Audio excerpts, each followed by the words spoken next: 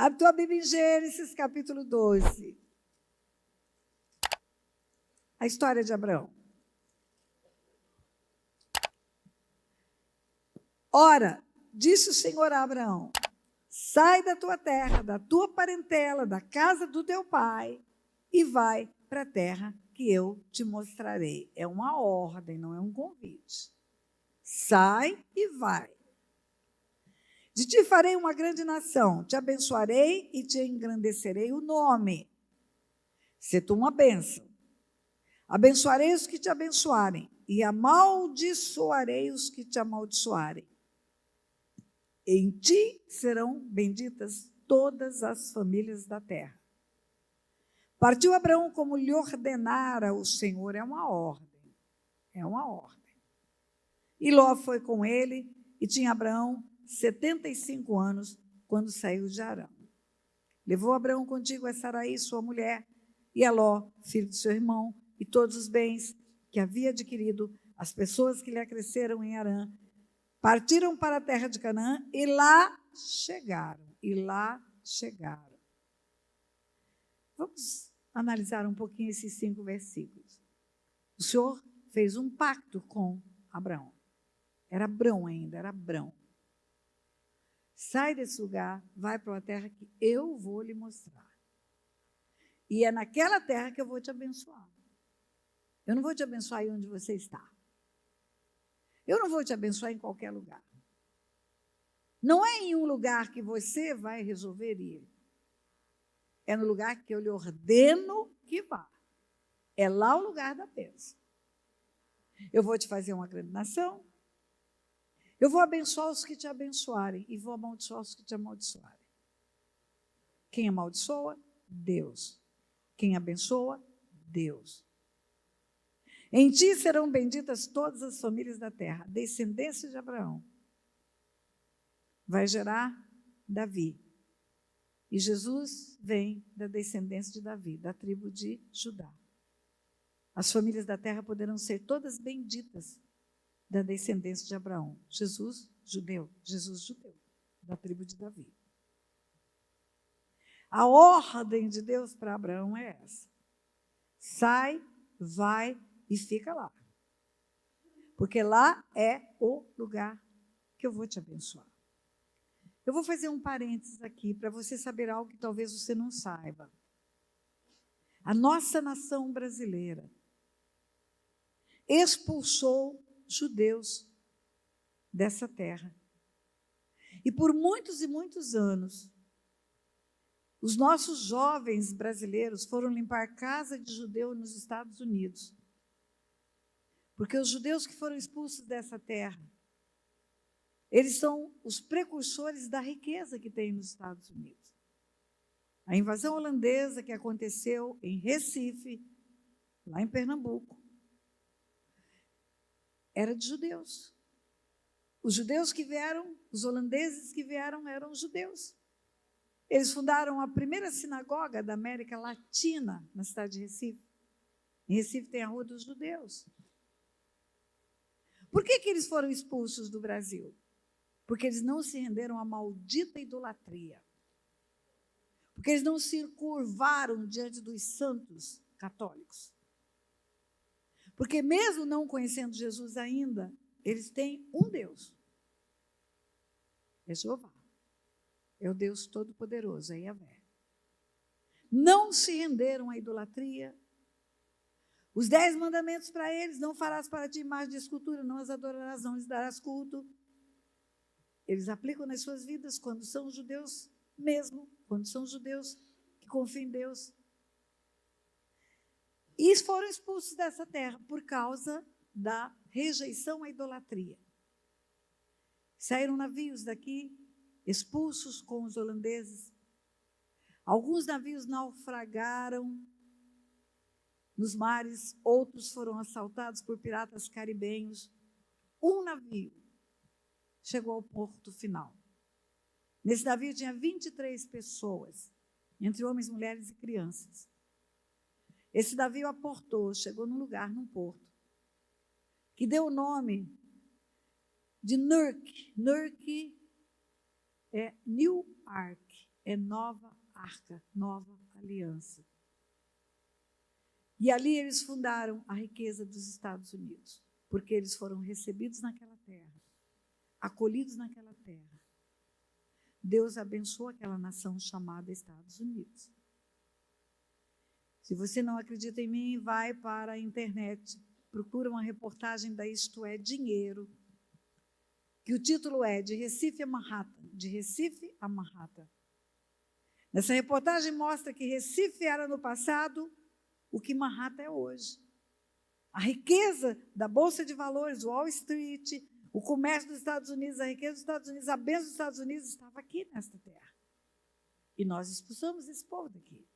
Eu falo nós porque são os nossos antepassados. E eu estou falando de heranças espirituais. E aí você vai ver quanta gente imigrando para os Estados Unidos, porque lá é próspero, lá é bom de viver, lá tem leis boas. Lá não há uma corrupção generalizada, como no Brasil. Lá as estradas estão excelentes. Nós expulsamos isso daqui.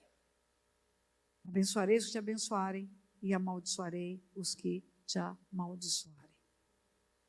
Famílias ancestrais expulsaram a bênção. Os descendentes formam em direito, formam em administração, formam em economia, não arrumam emprego aqui. Vai ser faxineira, vai ser pedreiro nos Estados Unidos. Não tem nada de ser faxineiro e pedreiro, mas estou dizendo que não conseguem realizar os sonhos aqui nessa terra. E fogem dessa terra. Porque expulsaram a bênção daqui. Geração após geração no Brasil tem sofrido por causa desse ato dos nossos antepassados. Porque expulsamos a descendência de Abraão. E a bênção que está sobre Abraão, ela é irrevogável. O povo judeu é o povo mais abençoado por Deus nessa terra como nação. Se você vai fazer uma pesquisa dos prêmios Nobel, enxurrada deles estão lá. Tecnologia, enxurrada está crescendo lá. É uma nação escondida no meio de inimigos à sua volta, mas Deus defende aquele povo. É a mão de Deus que defende aquele povo. Abençoarei os que te abençoarem e amaldiçoarei os que te amaldiçoarem. Comece a orar pela paz em Jerusalém, igreja. Comece a orar pela paz daquele povo. Porque isso agrada o coração de Deus. Volta para a palavra. Abençoarei os que te abençoarem e amaldiçoarei os que te amaldiçoarem. Em ti serão benditas todas as famílias da terra. Partiu Abraão como lhe ordenara o Senhor e Ló foi com ele. Tinha Abraão 75 anos quando saiu de Harã. Levou Abraão consigo a Sarai, sua mulher, e a Ló, filho de seu irmão, todos os bens que haviam adquirido, as pessoas que lhe acresceram em Harã, partiram para a terra de Canaã e lá chegaram. Primeira coisa, Deus fez um pacto. Esse pacto depende de Abraão cumprir uma ordem. Se Abraão cumprir a ordem, a bênção virá. E Abraão foi em obediência. Chegou em Canaã.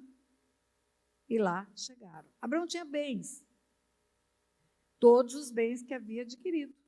Então ele tinha bens. Atravessou Abraão a terra até Siquém, até o carvalho de Moré. Nesse tempo, os cananeus habitavam na terra. Talvez por ter cananeus naquela terra, Abraão podia dizer é Canaã. Mas isso não significa que é uma prova, isso é uma evidência. Como juiz, eu vou te ensinar. Tem provas e tem evidências. Provas são sinais muito fortes de um acontecimento. Evidências são fatos concludentes que não deixam dúvida. Tem cananeu em Canaã, mas pode ter asiático em Canaã, e pode ter cananeu na Ásia, e pode ter catarinense no sul, e pode ter sulista em Santa Catarina, e pode ter paulista no Rio de Janeiro, e pode ter carioca em São Paulo. O fato de ter pessoas daquela terra não significa que é Canaã. Deus falou, a terra que eu vou te mostrar, eu vou dizer para você, Abraão, que você está na terra certa. Apareceu o Senhor a Abraão e lhe disse. Lá na frente, o Senhor disse, mas não apareceu. Abraão ouviu só a voz de Deus. Disse o Senhor a Abraão: sai da tua terra e da tua parentela. Por que eu sei que ele não apareceu? Porque quando ele aparece, a Bíblia diz. Agora ele apareceu. Abraão viu Deus. Apareceu o Senhor a Abraão e lhe disse. O é e também. Lembra a conjunção da língua portuguesa que significa e também? Então agora não só disse, como também apareceu. Apareceu o Senhor a Abraão e lhe disse: darei à tua descendência esta terra. Ali edificou Abraão um altar ao Senhor que lhe aparecera. Veja bem, quando Deus chama, Deus só fala. Agora Deus se manifesta para que Abraão não tivesse dúvidas, que era ele que estava dando aquele comando. E Abraão ficou tão impactado que fez um altar. Um altar é adoração. Edificou um altar ao Senhor que lhe aparecera. Deus só apareceu para Abraão quando Abraão chegou em Canaã. Antes Deus falou: vai para lá. É lá o lugar da bênção. É lá o lugar do acontecimento sobrenatural. Presta atenção. Apareceu o Senhor a Abraão e lhe disse: darei à tua descendência esta terra. Eu falo que você precisa conhecer a língua portuguesa para ter interpretação das coisas. É a interpretação do hebraico, tradução para o português. É a língua que falamos. Mas é a tradução original do hebraico. No hebraico está escrito esta terra. Esta mesa não é aquela mesa ou essa mesa de som ali em cima. E não é aquela mesa que tem lá dentro do salão de espera, do gabinete do pastor, onde tem lá um cafezinho. Esta não é essa e não é aquela. Esta significa estar junto. Essa está próxima e aquela está longe. Quando Deus fala para Abraão: darei à tua descendência esta terra.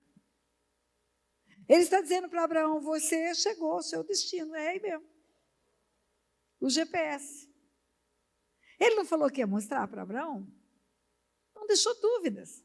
Agora ele aparece, Abraão vê Deus, e Deus fala: você está no lugar certo, é aí o lugar da bênção. Você chegou ao seu destino. Ele edificou um altar ao Senhor. Passando dali para o monte, ao oriente de Betel, armou a sua tenda. Ficando Betel ao ocidente, ao oriente, e ali edificou um altar ao Senhor e invocou o nome do Senhor. Começou a adorar a Deus. Começou a adorar a Deus. Eita, Deus apareceu para mim aqui nessa terra. E prometeu dar essa terra para minha descendência. E é esse Deus que eu vou adorar, porque ele tinha deuses na terra dele. Depois, seguiu Abraão dali, indo sempre para o Neguebe. Está andando dentro da terra, está andando. Tem algum problema ele andar dentro da terra? Deus não falou: fica parado. Não tem problema. Pode ser Porto Alegre, pode ser Sapucaia do Sul, pode ser São Leopoldo, pode ser Ijuí, tudo é Rio Grande do Sul. É uma terra chamada Rio Grande do Sul. Não falou: para, fica parado. Ele está andando na terra que Deus falou: é esta, é esta, é esta. Versículo 10. Havia fome naquela terra. Desceu, pois, Abraão ao Egito para ir ficar, porquanto era grande a fome na terra. Fala: perdeu o foco. Fala: perdeu o foco. Deus não falou para Abraão ir para o Egito. Deus não falou que a bênção seria no Egito. Deus não falou que lá no Egito, que ele teria descendência dele. Que seria abençoada a sua descendência. Não é essa terra chamada Egito, é esta terra chamada Canaã. Esse é o seu lugar. Quando se aproximava do Egito, versículo 11, quase ao entrar, Disse a Sarai, sua mulher: ora, pensei que és mulher de formosa aparência. Os egípcios, quando te virem, vão dizer: é a mulher dele, me matarão, deixando-te com vida.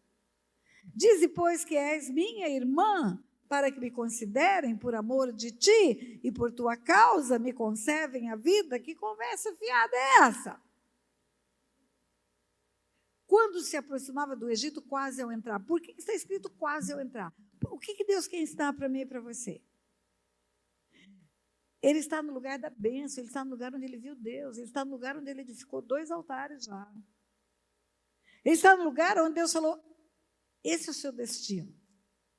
E nesse lugar, ele faz tudo isso de errado. Ao invés dele chegar para Sarai, sua mulher, e dizer: olha, fica tranquila, vem, fome, mas nós não vamos morrer. Porque tem uma promessa de Deus de termos descendência. E ninguém tem descendência se morre. Fica tranquila, Deus vai dar um jeito de manter a gente vivo. Mesmo tendo fome nessa terra. Ele está no lugar da promessa, no lugar da bênção, no lugar da manifestação sobrenatural de Deus. Deus apareceu para ele ali. E nesse lugar ele chega para a mulher dele e faz essa promessa, conversa. Trocando em miúdos, como é a conversa? O negócio é o seguinte: você é bonita. Nós vamos para o Egito. E quando chegar no Egito, vão querer você. E quando descobrirem que eu sou marido, vão me matar. Então vamos fazer o seguinte: mente que é minha irmã. Aí eu vou virar irmão. Em vez de marido, eu vou ser o marido, vou ser o irmão. E aí, por amor a você, vão me tratar bem pensando que eu sou o cunhado. Então, não importa que eles te levem, importa que eu fique vivo. Não importa que eles tomem você para mulher. Importe que eu fique vivo. Entende, Sara? Ou Sarai? Vamos embora para o Egito. E vai acontecer lá um negócio, eles vão te querer. E você vai. Porque se você for, eles vão me tratar bem. É por isso que Sara é um exemplo de obediência, queridos. É por isso que ela é um exemplo de obediência. Quando se aproximava do Egito, quase ao entrar, disse Sarai, sua mulher: ora, bem sei que as mulheres de famosa aparência, os egípcios, quando te virem, vão dizer: a mulher dele, me matarão, deixando-te com vida. E dizem que és minha irmã, para que me considerem por amor de ti, por tua causa me conserve a vida. Você vai ficar viúva se você falar que eu sou seu marido. Então, cala a boca. E vamos fazer uma cena de irmãozinho. Tendo Abraão entrado no Egito, viram os egípcios que a mulher era sobremaneira formosa.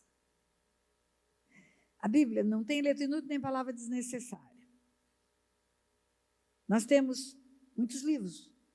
16 livros já escrevi, uns sozinho, outros junto com o pastor Otto, outro pastor Otto. 16 livros publicados. Está tudo no meu site.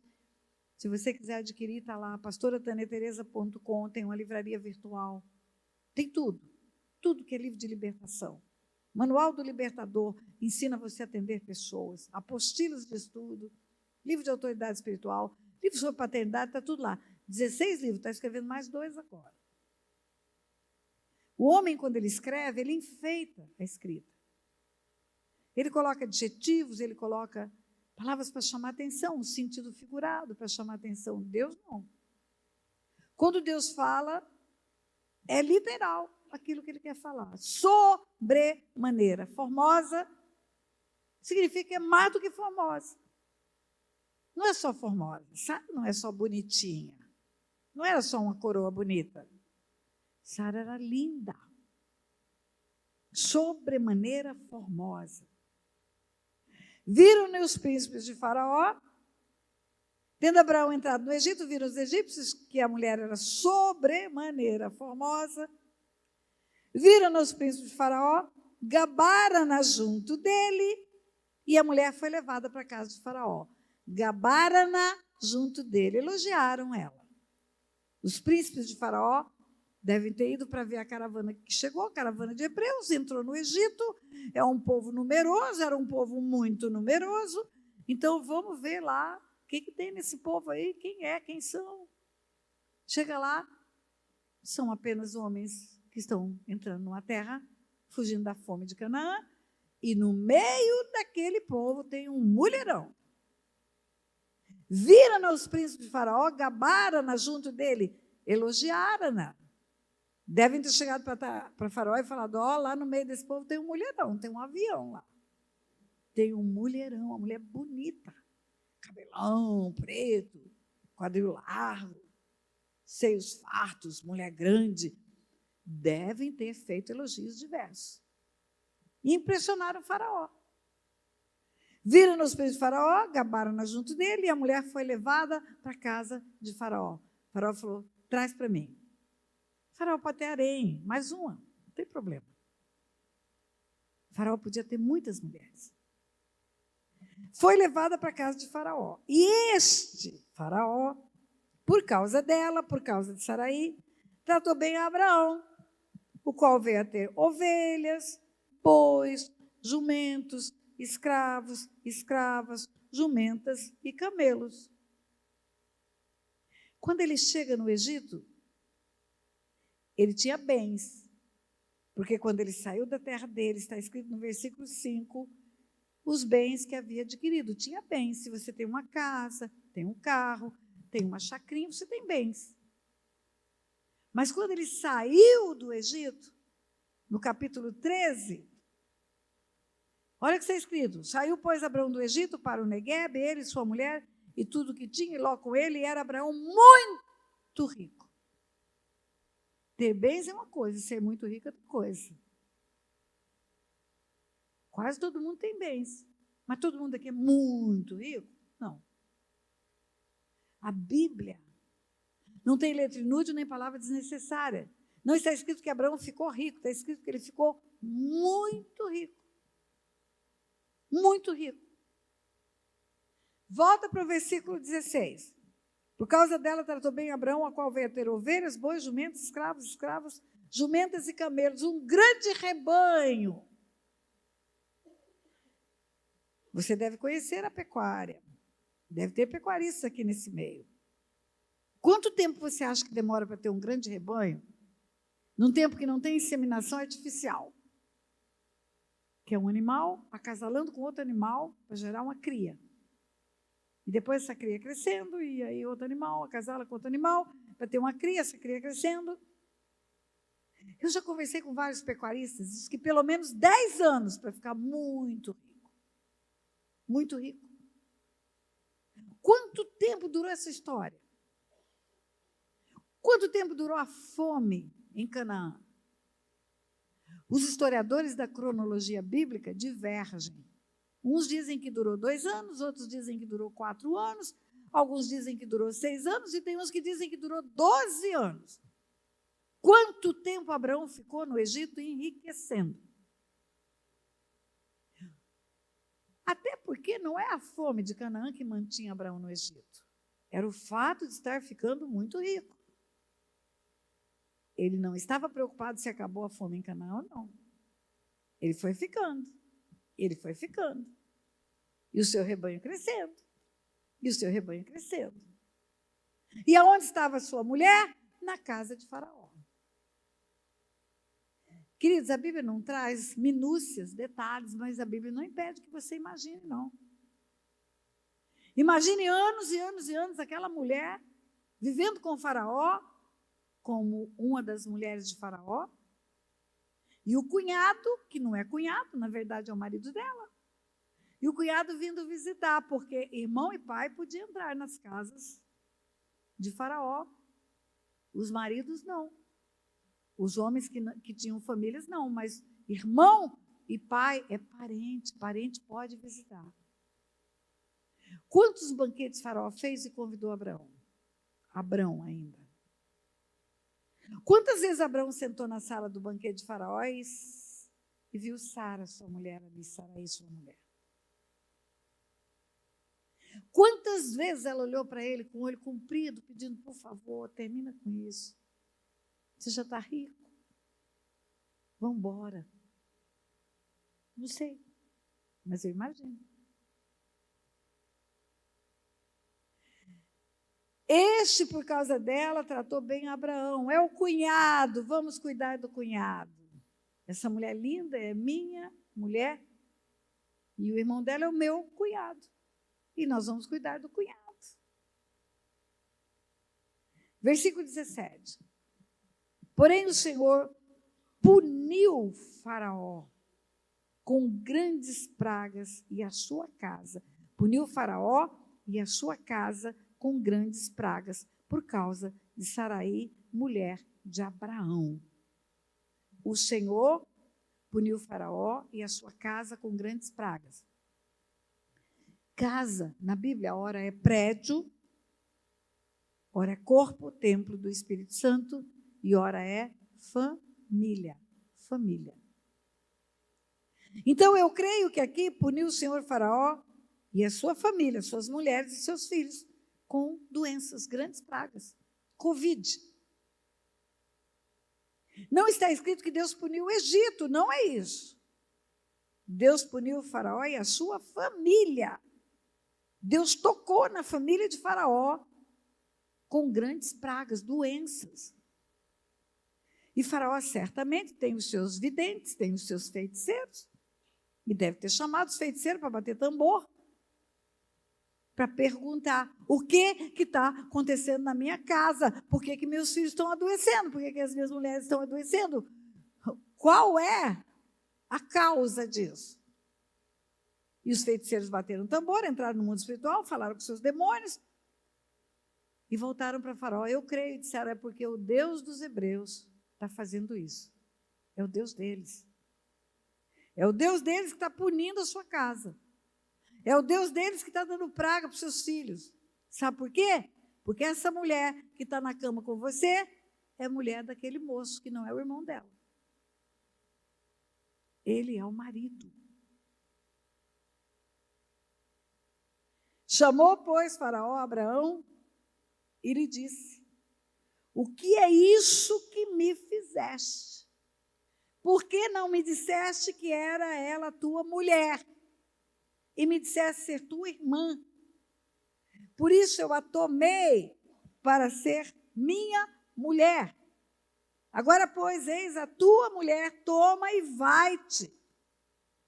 E Faraó deu ordens aos seus homens a respeito dele, e acompanharam a ele, a sua mulher e a tudo quanto possuía. Saiu, pois, Abraão do Egito para o Neguebe, ele, sua mulher, Ló e tudo que tinha, e Ló com ele. Era Abraão muito rico, possuía gado, prata e ouro. Fez suas jornadas até o Neguebe, até Betel, até o lugar onde primeiro estivera a sua tenda, entre Betel e Aí, até o lugar do altar que outrora tinha feito. E aí, Abraão invocou o nome do Senhor.